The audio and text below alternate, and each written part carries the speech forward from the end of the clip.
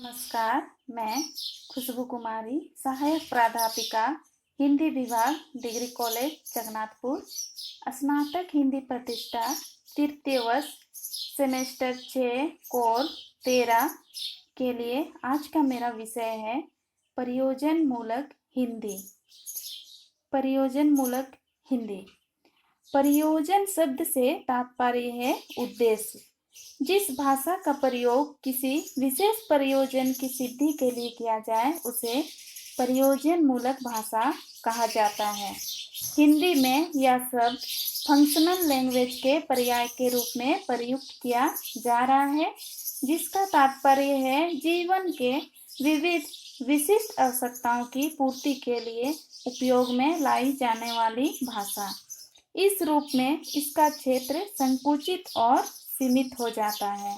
इसका प्रमुख लक्ष्य जीविका उपार्जन का साधन बनना होता है, क्योंकि आज यह केवल साहित्य तक सीमित नहीं है, बल्कि प्रशासन, बैंक, पत्रकारिता, विधि आदि विभिन्न क्षेत्रों में प्रयुक्त हो रही है। ये क्षेत्र औपचारिक भाषा के क्षेत्र हैं, जिसके लिए किसी भी भाषा को विकसित करना तथा उसके माध्यम से कार्य को आगे बढ़ाना प्रयोजन मूलक भाषा का प्रमुख उद्देश्य है। वस्तुतः विभिन्न व्यवसायों से संबंधित लोगों जैसे डॉक्टर, वकील, पत्रकार, वैज्ञानिक, व्यापारी आदि के कार्य क्षेत्रों में प्रयुक्त भाषा ही प्रयोजन मूलक भाषा का रूप धारण करती है। हिंदी के संदर्भ में प्रयोजन मूलक हिंदी की संकल्पना अपेक्षाकृत पर्याप्त नहीं है। वैज्ञानिक प्रगति के साथ आज हिंदी के विविध रूप सामने आ रहे हैं, जिनका संबंध सेवा माध्यमों से है तथा जो प्रशासन व्यवस्था एवं तकनीकी क्षेत्रों में महत्वपूर्ण भूमिका निभा रही है। अर्थात दूसरे शब्दों में कहा जाए तो जीवन की आवश्यकताओं की पूर्ति के लिए उपयोग में लाई जाने वाली हिंदी ही प्रयोजन मूलक हिंदी है। प्रयोजन मूलक हिंदी का संबंध मूलतः हमारी जीविका के साथ रहता है और उसके निमित्त सेवा माध्यम के रूप में प्रयुक्त होता है। अतः प्रयोजन मूलक हिंदी का तात्पर्य हिंदी के उन विविध रूपों से है जो सेवा माध्यम के रूप में सामने आते हैं। प्रयोजन मूलक हिंदी का स्वरूप। हिंदी में आज प्रयोजन मूलक हिंदी शब्द का सबसे अधिक प्रयोग हो रहा है। कुछ विद्वान इसे कामकाजी हिंदी तथा व्यवहारिक हिंदी भी कहते हैं तथा प्रयोजन मूलक शब्द को संभवतः इसलिए बचाना चाहते हैं कि कहीं यह भ्रांति उत्पन्न न हो जाए कि भाषा का निष्प्रयोजन पक्ष भी होता है। डॉक्टर कैलाश चंद्र भाटिया इसे कामकाजी हिंदी कहते हैं। डॉक्टर रमाप्रश्नन इसी आधार पर इसे व्यवहारिक हिंदी कहना अधिक उचित मानते हैं।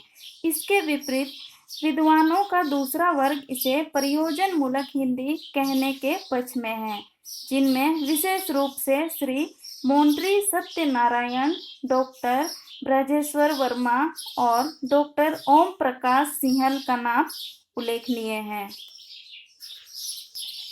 विद्वानों ने प्रयोजन मूलक हिंदी का स्वरूप निर्धारित करते हुए उसके विभिन्न रूपों की चर्चा की है तथा विभिन्न भाषा प्रयुक्तियों की ओर संकेत किया है, जो प्रमुख निम्नलिखित है। वाणिज्य व्यापार की हिंदी, जिसमें मुख्यतः मंडियों की भाषा, सराफे के दलालों की भाषा, सट्टे बाजार की भाषा आदि है। दूसरा है कार्यालयी हिंदी, जिसमें विभिन्न कार्यालयों तथा प्रशासन से संबंधित भाषा रूप आते हैं।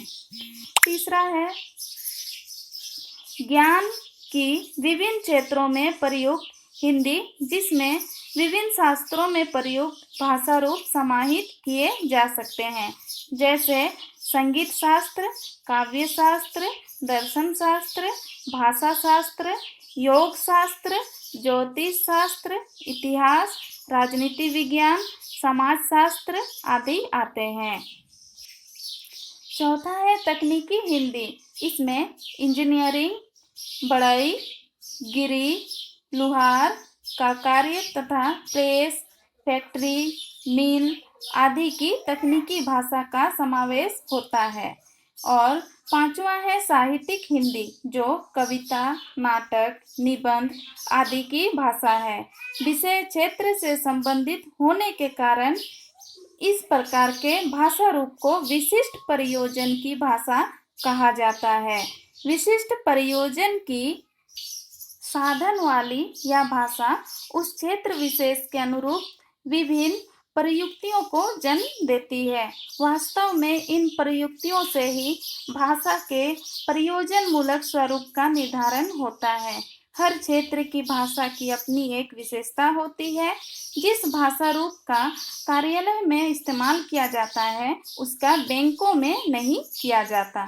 इसी तरह न्यायालय की भाषा व्यापारिक केंद्रों की भाषा से अलग होती है। इस रूप में व्यवहार क्षेत्र में अंतर होने के कारण भाषा में जो अंतर आता है उसे ही प्रयुक्ति कहते हैं।